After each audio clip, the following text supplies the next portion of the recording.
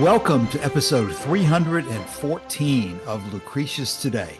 This is a podcast dedicated to the poet Lucretius, who wrote On the Nature of Things, the most complete presentation of Epicurean philosophy left to us from the ancient world. Each week we walk you through the Epicurean texts, and we discuss how Epicurean philosophy can apply to you today. If you find the Epicurean worldview attractive, we invite you to join us in the study of Epicurus at EpicureanFriends.com, where we discuss this and all of our podcast episodes. Today we're going to be dealing mostly with section 26 of part 5 of Tusculan Disputations. But to place this in context with where we were last week, we're in a section that highlights the different perspectives on virtue that distinguish the Ciceronian, Platonic, Stoic position versus that of Epicurus. Last week, we talked mostly about the heap issue and the question of how Cicero and these other Greek philosophers are placing such emphasis on the mind and the intellect because they see the mind as being a part of the divine and being so much more important than the body. And to unite those two issues, they see the mind as able through logic or piety or geometry, mathematics, propositional logic to identify either an essence or an ideal form or something that a God is telling us that determines what a thing is. They refuse to rely on the senses, anticipations, and feelings that Epicurus relies on. They say those are deceptive and incapable of reaching the truth, and that, for example, while we may never be sure through our eyes and touching and smelling that the thing in front of us is a horse, we know that there is an ideal horse or an essence of a horse that exists somewhere else. And that's where truth lies, according to these other anti-Epicurean positions. Now, today, as we go into 26, we're going to move on from the heap problem to another recurring hypothetical that the ancients are regularly using. This time, we'll be discussing whether anyone can be considered to be happy while they're under torture, while they're on the rack. And that's a reminder that what we're struggling through here is how to deal with what does good mean? What does virtue mean? What does happiness mean? And as we look at the dispute between Cicero and Epicurus, we have to keep that background in mind. And of course, part of what we did last week as well was to contrast the way that Torquatus described the best life from an Epicurean perspective versus the way that Cicero is describing the best life through this Platonic perspective. And it's in Cicero's itemization of his view of the wise man and the best life that we are elaborating on these elements that Joshua will talk about now from section 25. So in section 25, Cicero gives us a description of the good life or the life of the wise man according to his philosophy. And we contrasted that last week with Cicero's description of the life of happiness according to Torquatus.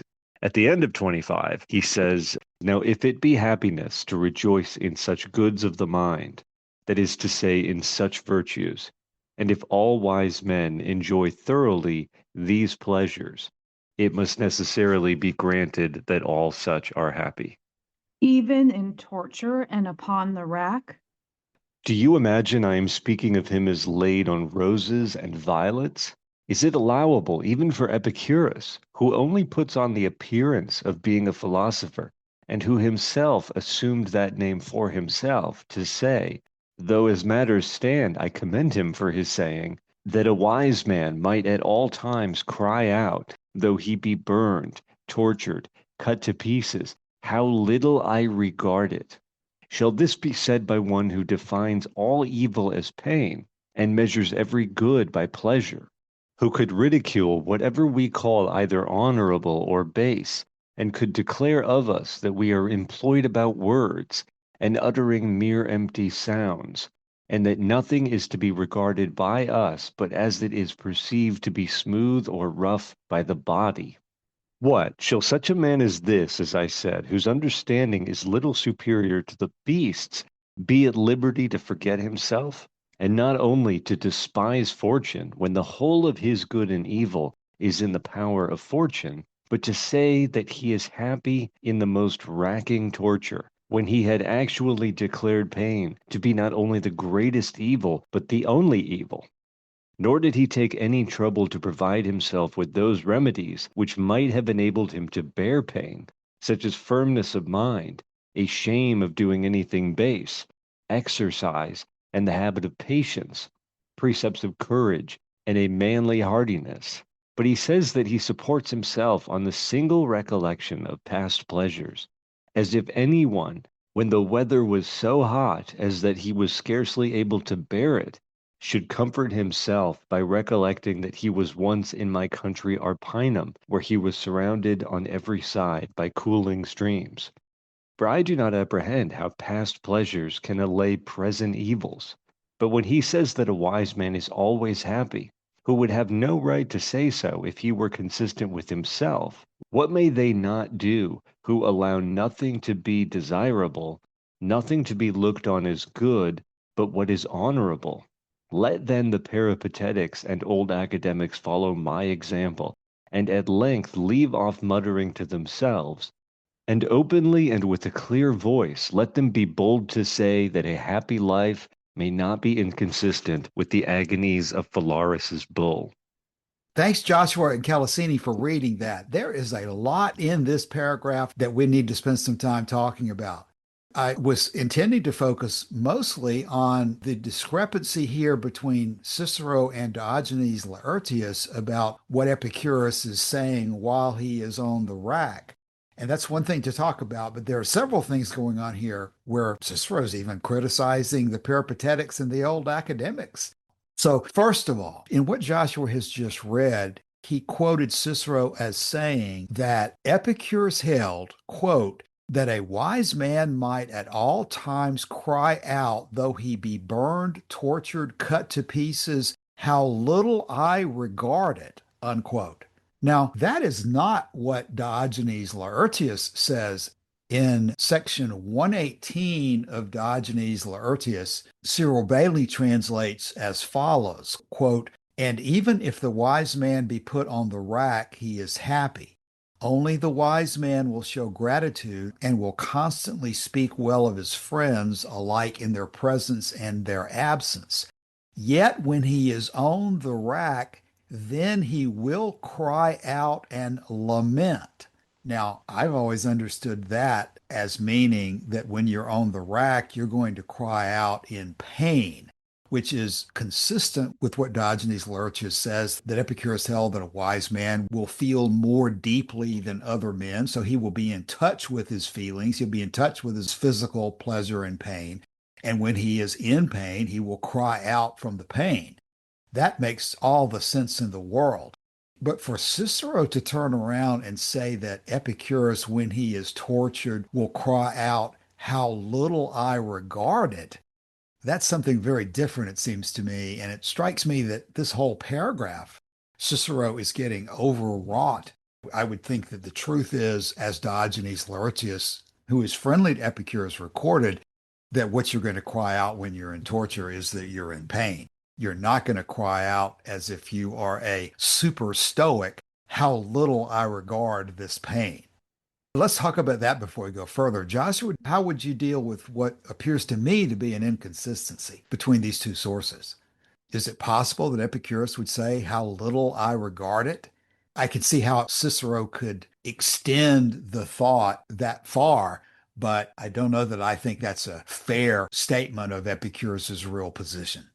Right. So there's two claims in 118. One of them is that the wise man is happy if he is on the rack. And the other is that he will or will not, depending on the translation, cry out. Maybe one thing to say about Epicurus's views as transmitted by Diogenes Laertius on this question is that they appear in this collection of sayings or claims that are made about the quote unquote wise man. And we don't always have sources for these. We assume that Diogenes Laertius has sources for these, but some of them probably don't survive. And some of them are genuinely difficult to translate, for one thing, because they've been taken out of a larger text, so we're missing the context. and some of them present other problems. For example, on this one, we have two different translations. One of them says, he will cry out and lament, and one of them says, nor will he cry out and lament. So we do have those problems with the Greek side of this particular text. And there's a discrepancy also in Cicero's presentation of Epicurus's view on the experience of torture. He says here that Epicurus says that there is no time when the wise man, even undergoing torture, cannot cry out, I count it all as nothing. But we've encountered Cicero elsewhere saying that Epicurus actually goes to absurd extremes on this point and claims that one being burned alive in the brazen bull of Phalaris could cry out, how sweet this is. So we're kind of dealing with discrepancies on both sides here. Yeah, definitely. This is one of those situations where there are varying texts. And of course, there are a number of statements in Epicurean philosophy that do stand out in a similar way, such as death is nothing to us, or the sun is the size it appears to be, or when you're about to die, saying the Vatican saying to the effect that you're going to spit on life and those who vainly cling to it and go ahead and leave life and say you've lived well. There clearly is within Epicurean philosophy a willingness to make very bold statements like this. So I suppose it's possible and even likely that in discussing a hypothetical, a bold statement, you can continue to be happy even when you're in pain like that would be something that Epicurus could have said, just as he says that when he was about to die, even under tremendous pain from kidney disease, it's one of the happiest days of his life. The willingness to boldly state that you can overcome difficulty is a sentiment that an Epicurean could easily express. However, I don't think in this case that it's likely that Cicero has it right here. It's much more consistent with Epicurean philosophy to say that you are going to be understanding, following, acknowledging the senses of pain and pleasure and not trying to suppress them. So with Diogenes Laertius is translated as saying you're going to give vent to groans and feelings of pain and so forth. I think that's likely to be the better way to understand Epicurus. At the same time, Cicero is right that Epicurus is firmly saying that even when you're under torture, there is a way to look at happiness and affirm to yourself that you are a happy man even while under torture, even while suffering kidney disease. Cicero finds this to be so revolting to him because it's such a different perspective on how to live. Cicero applauds the boldness of Epicurus in saying that we have the ability to overcome pain, while at the same time he repudiates Epicurus's view that pain and pleasure are the only measures of the right and wrong way to live. Cicero wants all of us to be willing to fight as soldiers and undergo all sorts of pain and difficulty in order to achieve his goals for the state or for religion. But he wants you to do that for the reason that you are pursuing virtue or pursuing piety. And he doesn't want you to decide what you're going to do and what you're not going to do based on pain and pleasure. So Cicero's really in a conundrum here about how to evaluate Epicurus because he likes the result, but he hates the reasoning to get to it. And it's in this context that Cicero joins this analysis to his repudiation of where Cicero says that Epicurus is ridiculing the Stoics. He talks about Epicurus, quote, who could ridicule whatever we call honorable or base, and could declare of us that we were employed about words and uttering merely empty sounds. Cicero detests that kind of reasoning. He sees virtue as everything in life and what he considers to be evil as everything wrong in life. He wants you to evaluate everything from that polar opposite of good versus evil, not from the polar opposite of pain versus pleasure. And he says that a man who thinks like Epicurus does is little superior to the beasts. Let me, Cash, just read from section 2, paragraph 7 of Tusculan Disputations, because this is where we get his other claim about what Epicurus says about the brazen bull of Phalaris. He says, but Epicurus indeed says such things that it should seem that his design was only to make people laugh. For he affirms somewhere that if a wise man were to be burned or put to the torture, You expect perhaps that he is going to say he would bear it. He would support himself under it with resolution. He would not yield to it. And that, by Hercules, would be very commendable and worthy of that very Hercules whom I have just invoked.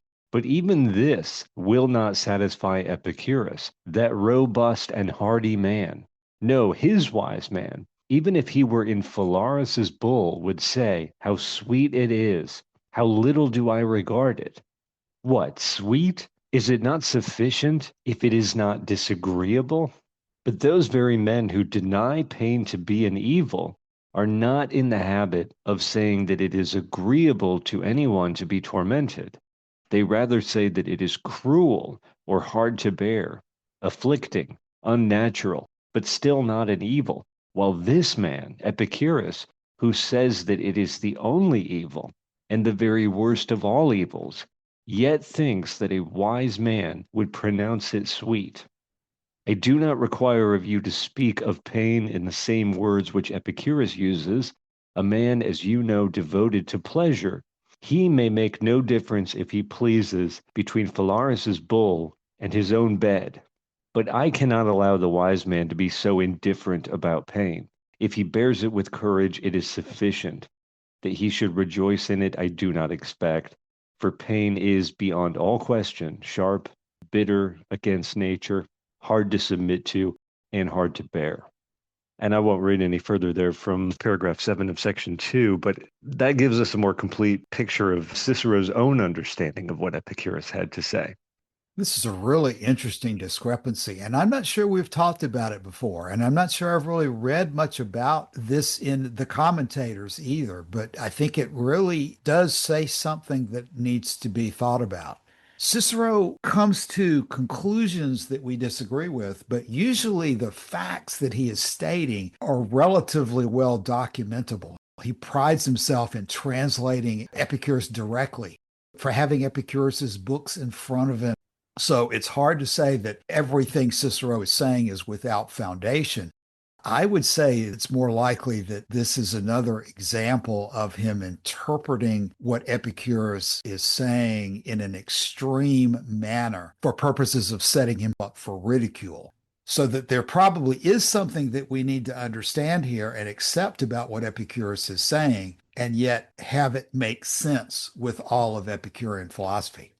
I don't think that Epicurus would say that the pain of being tortured is sweet in the sense of it being a pleasure. Epicurus is certainly able to distinguish between pleasure and pain. But in terms of happiness, and of course, DeWitt talks about this in his book as well, that Cicero is being unfair to Epicurus in this regard. There are different types of pleasure, different types of sweetness, even, just like Lucretius talks about in book 2. It's sweet to realize that you're not yourself afflicted by pains and disasters that other people might be suffering from. When Epicurus is considering himself in kidney disease and realizing that he is happy even though he is suffering from the kidney disease, he's not saying that the kidney disease itself is sweet, but he's saying that the overall condition of being happy, which he evaluates himself as, is sweet.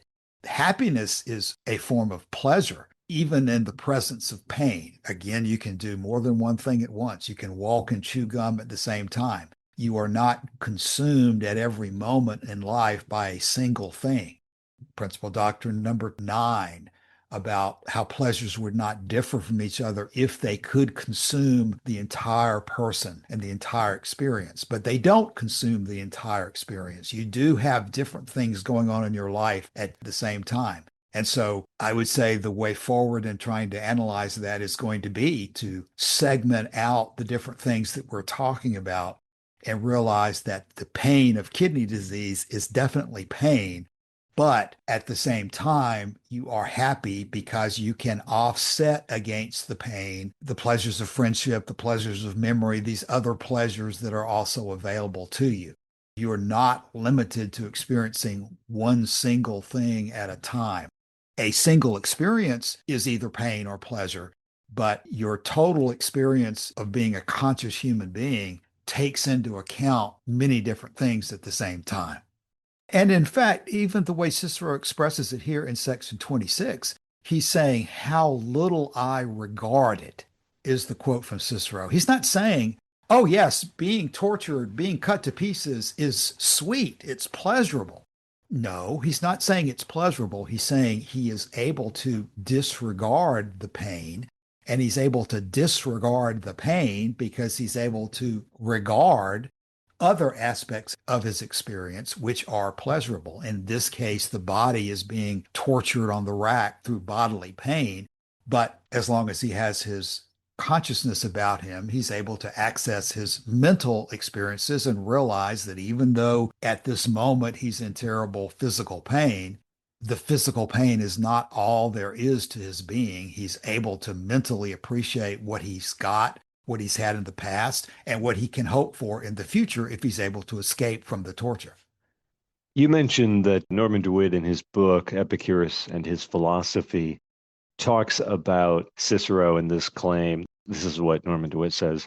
He says, elsewhere, Cicero pretends to cite the opinion of Epicurus, misrepresenting him shamelessly and using his name as an excuse for parading a tedious collection of his own translations from Greek tragedy on the topic of pain. What Epicurus is on record as saying is this: even under torture, the wise man is happy. And that comes from Diogenes Laertius, which we've already read.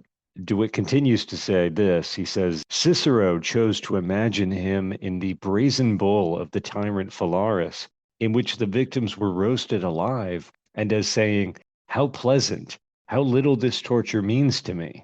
This is a shabby invention and shameless quibbling. It ignores the difference between suavis, pleasant, and beatus, happy. So this has been on our radar for some time because of DeWitt's book, but I didn't expect to find the same discrepancy appear within Cicero's own work in Tusculan Disputation, that he says one thing in section 2 and a completely different thing in section 5. So that is interesting to notice.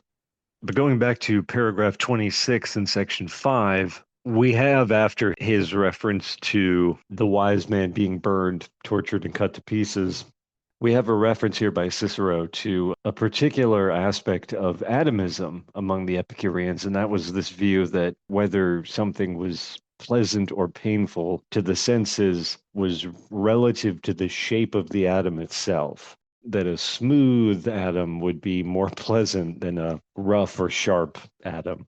So he mentions that here in the text.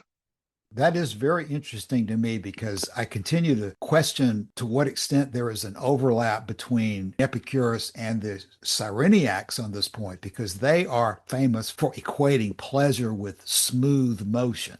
And there is a reference in Lucretius, as you commented on, to smooth or rough atoms. But here, the actual phrasing by Cicero is somewhere in between there, in saying that nothing is to be regarded by us but as it is perceived to be smooth or rough by the body. So, at least there, Cicero is blending the two together and implying that Epicurus also considered smooth motion to be synonymous with pleasure. And also, Joshua, we need to pay attention, I think, to a little further down where Cicero says, nor did he take any trouble to provide himself with those remedies which might have enabled him to bear pain, such as firmness of mind or shame of doing anything base, exercise, patience, courage, and manly hardiness. So there he's listing the virtues and saying that Epicurus doesn't care about these virtues, and that instead he supports himself on the single point of pleasure. Here he's focusing on the single recollection of past pleasure. But I think this is a noteworthy example of him saying that, just like Epicurus is saying that Cicero's view of virtue is empty because it has no meaning, he's also saying that Cicero's view of virtue is worthless. It's also interesting to see how he combines his attack on Epicurus, saying that Cicero's own view of virtue is empty, by also saying that Epicurus says that Cicero's views of virtue are worthless. He says that nor does Epicurus take any trouble to provide himself with those remedies which might have enabled him to bear pain, such as firmness of mind, shame, exercise, patience, courage, and manly hardiness. and that instead Epicurus supports himself only on pleasures. So this paragraph is strongly contrasting the different perspectives, with Cicero just absolutely rejecting Epicurus's understanding of what virtue is and the use that virtue has.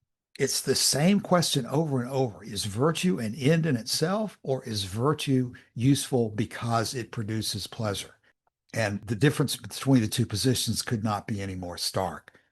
In addition to what we've discussed so far, Cicero is also attacking Epicurus by saying that Epicurus held that on a cold day you can feel warmer by thinking about warm things, or the reverse, that on a warm day you can be cooler by thinking about cool things. That, of course, is ridiculous and not what Epicurus's position really is, but we need to discuss that. Yeah, that sticks in my mind because of a passage from Shakespeare's Richard II, who writes, "Who can hold a fire in his hand by thinking on the frosty Caucasus, or cloy the hungry edge of appetite by bare imagination of a feast, or wallow naked in December's snow by thinking on fantastic summer's heat? Oh no, the apprehension of the good gives but the greater feeling to the worse." In other words, the apprehension of the good does not diminish the experience of what is bad. It actually increases the experience of what is bad. If you're burning and you're thinking about ice and snow, it's going to make you feel worse than if you hadn't thought those things. That's the claim being made here in Shakespeare's play. And Cicero is claiming here that Epicurus came to a different perspective on this, that you could set one thing against another and alleviate the pain of the moment. He says, quote, "For I do not apprehend how past pleasures can allay present evils," unquote. That's the Young translation. That's exactly the position that Cicero is taking here. And how do you deal with that argument? Certainly there's an aspect to it that's true, that the contrast between something you remember as good versus your current problems does put your present problem in sharper relief. But I would ask the question, what else are you going to do? What are you going to appeal to? Why do you undergo any pain at any moment anyway? Is it because of virtue? Is it because of an imaginary idea of reward in heaven, or that God wants you to be pious? Is that what you're going to rely on to overcome the pains and troubles of life? Or are you going to work to overcome the pains and troubles of life because of the pleasures of life? Cicero is placing a very negative outlook on this, but if you drill down into what's really at stake, Epicurus is exactly correct. You're not going to offset troubles with fantasies about courage and honor and piety. An intelligent person is going to think about reality and say that I know I'm going through pain now. I know I may have to go through more pain, but the reason I'm going through this pain is because of the pleasures of life. I am not fantasizing about a heaven that does not exist. I am in touch with reality, and I like reality. I like the world I live in. I want to continue to live in this world as long as I possibly can. And in contrast to those who say that those who love this life will lose it, I'm willing to say I love this life and I will stay with it because of the pleasures it brings.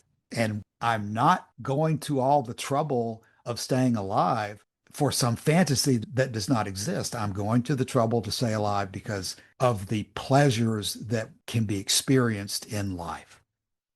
Jess, well, let's begin to wrap up our discussion for today. But the very last part I want to highlight as well, where Cicero says, "Let then the Peripatetics and the old academics follow my example and leave off muttering to themselves. And let them openly and with a clear voice be bold to say that a happy life is not inconsistent with the agonies of Phalaris's bull." So Cicero's even criticizing his own allies in the old academy and those who follow Aristotle, who know that there's a problem here with the pain that is caused by being under torture. And yet Cicero here in his Stoic incarnation is saying that those guys, even Plato, even Socrates, even Aristotle, are not bold enough for me. They need to be like a Stoic and say boldly, that even when I am in agony in Phalaris's bull, I am happy. And they should not have any reluctance to say that, is what Cicero is saying, because he's buying into this extreme version that virtue is all that matters. Yeah, the Stoics are conspicuously absent from this last sentence, but we see in the first sentence of paragraph 27 that the reason for that is because he's been relying on Stoicism to get him this far.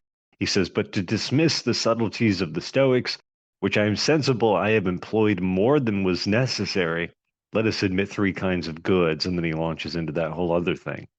Even as he says it, he knows that they are subtleties, and that he knows that he's saying that he's employed it more than was necessary. And yet that's exactly what he's just done in criticizing the old academy and the Peripatetics. And so we'll wait till next week to go further into 27. But that's the transition here at the end, is that Cicero's beginning to back off some of the extreme language that he's employed here in 26. And yet, in employing that language in 26, I think he's given us some very, very interesting information about Epicurus that forces us to confront the differences in these perspectives. So, Joshua, any thoughts as we begin to close for today? Yeah, I didn't do this last week and I couldn't figure out where to put it in here this morning. But section 25, which is the one we covered last week, ends with the sentence I read at the beginning of today's episode, where he says, "Now, if it be a happiness to rejoice in such goods of the mind, that is to say, in such virtues, and if all wise men enjoy thoroughly these pleasures, it must necessarily be granted that all such are happy." And the use of the language there, enjoying thoroughly these pleasures, made me somewhat curious. So I did go to the Latin to see what words he's using there for pleasure and for enjoyment. And those words are gaudiis perfruentur, or perfruor. And so the word that's translated as pleasure here is gaudius or gaudium, and that would more typically be translated as joy. Cicero, I'm certain, would make a distinction between the gaudium that he cites and the voluptas of Lucretius, this kind of, in Cicero's mind, this very bodily and sensual pleasure. And then this other word, perfruor, seems to be connected with the word fructus and our modern use of the word fruit, but it's something you enjoy the use of or enjoy the partaking in. So in neither case is he using the same kind of language that Lucretius uses when he's talking about pleasure and what the life of pleasure and the life of happiness means for him. So that's kind of beside the point of what we've been talking about, but I did want to cover it because his use of the word pleasure there is kind of striking if you don't have the context. Yeah, Joshua, I thought you did a very good job last week of pointing out that what Cicero was endorsing was the pleasures of the mind or mathematics or science, such as when he's praising Archimedes, as opposed to the pleasures of the body, who he's disparaging by equating them with the pleasures of the tyrant. Okay, well, we'll bring today's episode to a conclusion at that point and come back next week. We're continuing as we close out Tusculan Disputations here, I think, to make some very important points that while Cicero is characterizing all of this in terms of whether virtue is sufficient for the happy life, by bringing all this to a head, we're seeing how differently Cicero and his friends evaluate virtue than does Epicurus. And we're bringing out how important it is to understand, therefore, what virtue really is and how to pursue it and the reasons for which we pursue it. We'll come back and discuss more of that next week. In the meantime, we invite everyone to drop by the Epicurean Friends Forum and let us know if you have any questions or comments about our discussions on Epicurean philosophy. Thanks for your time today. We'll be back again soon. See you then. Bye.